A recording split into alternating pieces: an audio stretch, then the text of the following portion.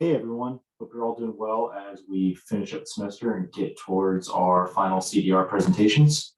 This week I'm going to be talking a little bit about some of the current and upcoming launch vehicles that exist commercially in the context of getting stuff to Mars.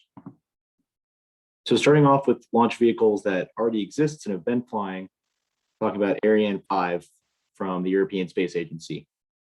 This has launched over 100 missions successfully, and while it's expensive, it is reliable, and that's something that you should factor into your trades on these things is complexity and reliability, which are hard to grade. They're just kind of a relative thing. Someone asked me in off stars recently, how do we trade complexity in talking about designs?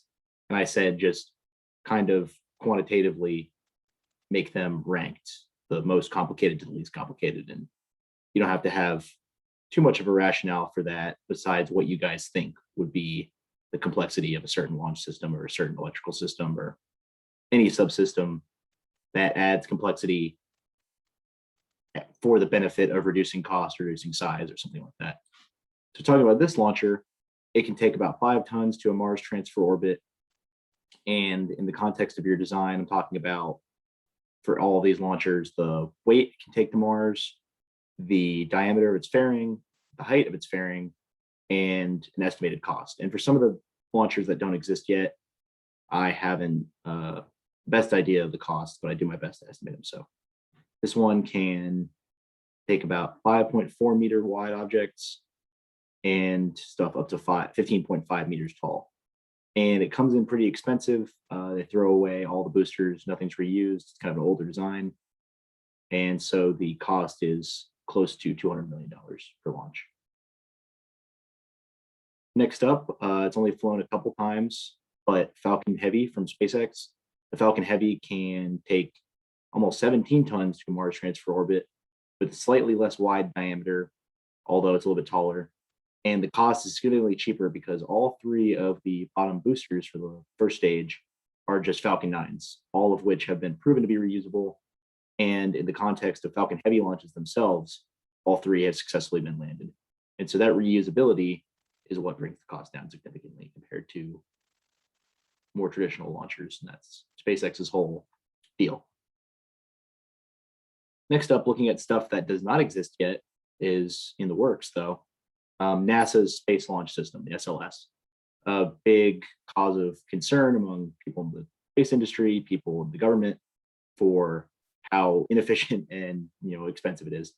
And you can see that it's coming in at about $2 billion a launch and doesn't have the potential launch cadence that some other companies like SpaceX and Blue Origin look to achieve. However, what it lacks in price, it makes up for in payload that it can carry. This Block 2 that they plan on rolling out maybe 4 or 5 years after the initial launches for the Artemis program can get over 100,000 pounds to a Mars transfer orbit with a huge fairing, 10 meters wide and 31 meters tall.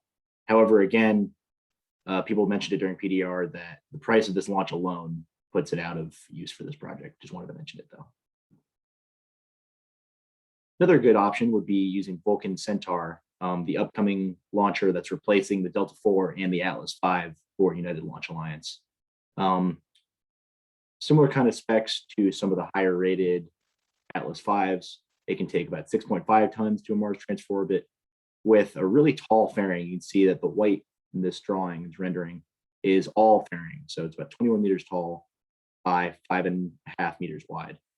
Cost, however, is a little bit higher than some other options for less capacity, like the Falcon Heavy, and it comes in at a little over 110 million per launch estimated.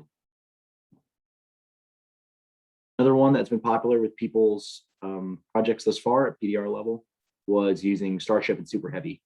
And for that one, you're going to have to go on your own and find a configuration and complexity that works for you for cost reasons and for mass reasons, because there's a million different ways you can have a Starship and Super Heavy.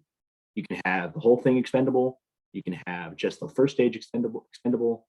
You can have the first stage land back and the second stage get refueled. You can have the first stage land and the second stage get refueled by refueling starships that also land themselves. And You can even have it refuel with starships waiting at Mars that are also going to land on Mars.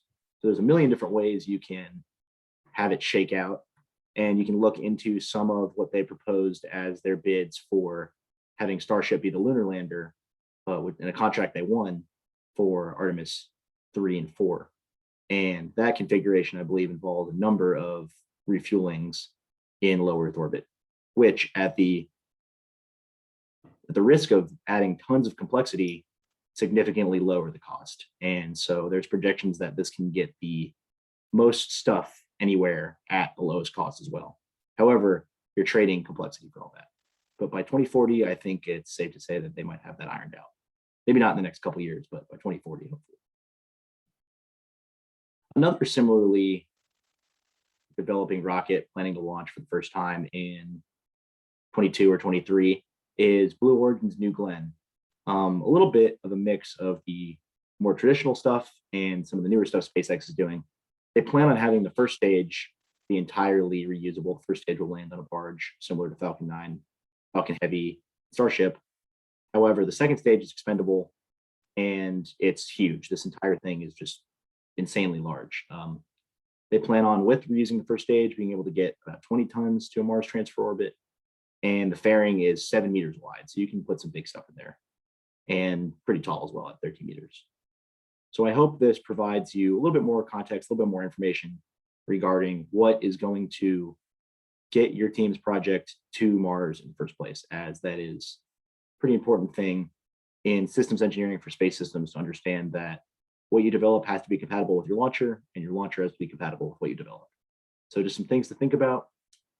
Best of luck with everyone doing their CDRs and working on getting that done.